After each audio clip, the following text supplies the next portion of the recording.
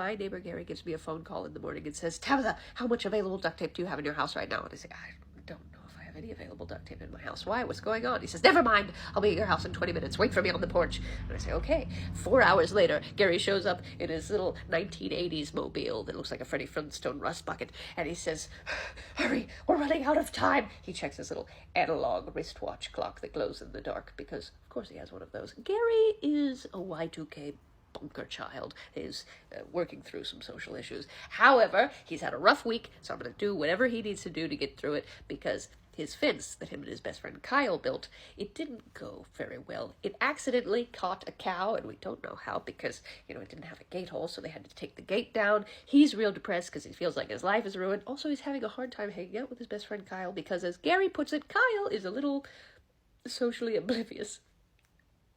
Anyway, I get into the car, and Gary drives me out into the forest people. Now, the forest people are very nice people that live in houses, very spread out, far away from each other. And we drive up to a house that has been clearly abandoned. And I say, Gary, what are we doing here? And he's like, the best thing has happened.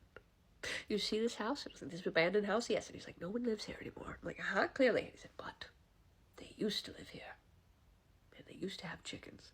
And that is what the cardboard boxes are for. Because yesterday I was driving past this house and I heard a gookity-goo in the forest, and I'm pretty sure they left some chickens here. I'm like, Gary, are you going to kidnap chickens? He's like, I'm not going to kidnap. I'm going to take homeless chickens and I'm going to bring them to my house, because chickens make eggs. I am going to have so many free eggs. I'm going to make pickled eggs. It'll be endless. I'll have so many pickled eggs. Just get a box.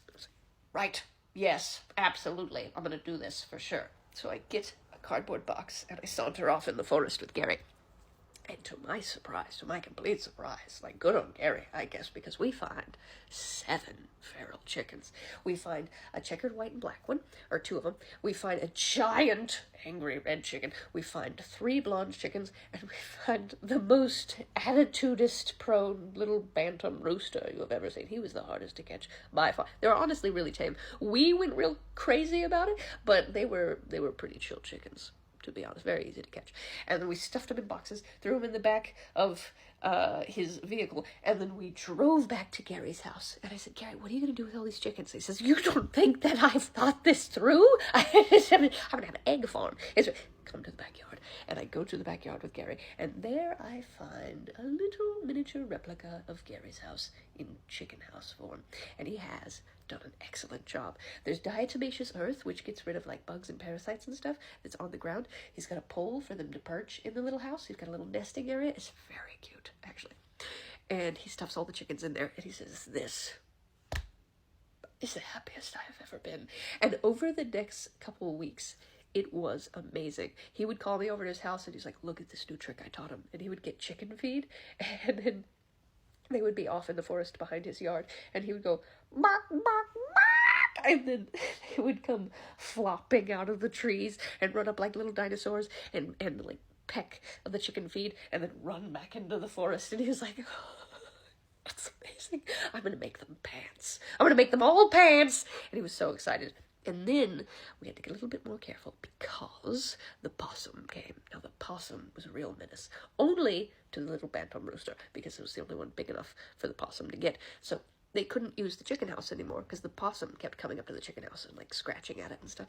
So the chickens started sleeping in the trees, which was fine, except that the possum started climbing the trees, which we only knew because at night, sometimes, Gary said, you could hear little Kyle, and that is what he named the little bantam rooster. He named it Little Kyle, which he couldn't stop laughing when he told me, and honestly I thought it was pretty funny as well. Big Kyle did not like that at all, but that's fine. So little Kyle would be in the trees, and you would hear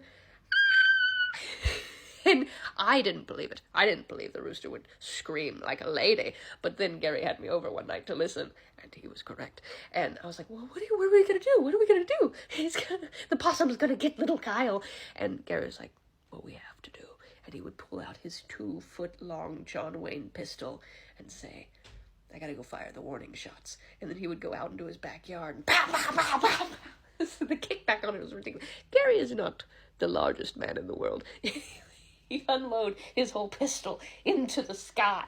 And thank goodness he doesn't really have very many close neighbors, because it's a worrisome thing Gary does sometimes in his backyard. Anyway, that went on for about a week until, well, Gary had to make some really rough decisions, because Gary loves possums. Gary thinks possums are possibly the best animal on earth, but he also loves little Kyle. And he didn't want it to come to this, but Gary had to take out the possum.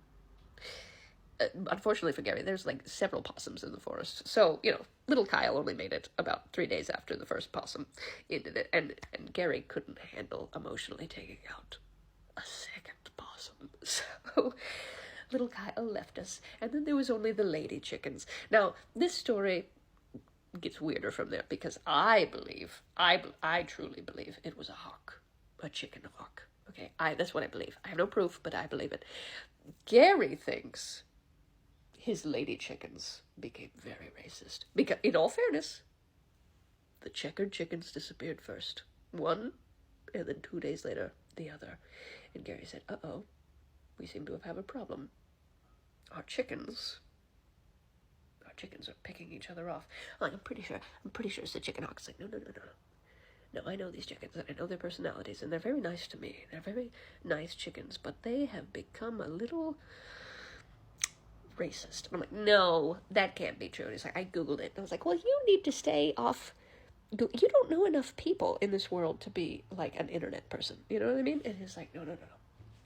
It's a fact. And honestly, I don't know if it was just like me living out in the wilderness for so long, or just hanging too long with Gary, but I started to believe it as well, especially when the big red chicken disappeared, because it was the biggest, baddest chicken. Why would the chicken hawk take that one next?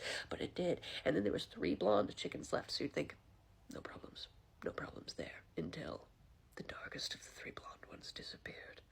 And I thought, Gary, you have to get rid of these chickens. And he was like, I know, they're bad chickens. I love them. I do love them. But, I feel like they're going to get lonely with only 2 of them, and I can't get more. It would end up in a foul massacre. What do I do? And so we started looking around for other people who owned chickens. There has to be other people in this forest neighborhood area that have more blonde chickens. So we found somebody. Luckily, Gary kind of knew him through the lady at the bank, and he wanted a bunch of chickens. We're like, excellent. So we gave him those 2 chickens, the 2 Aryan chickens that Gary had left. And as a thank you, the guy invited us over for dinner. I was like, cool. Well, he invited Gary over. Gary invited me. It was a weird chain of invites. Anyway, Gary didn't want it to be weird. He was like, I don't know these people.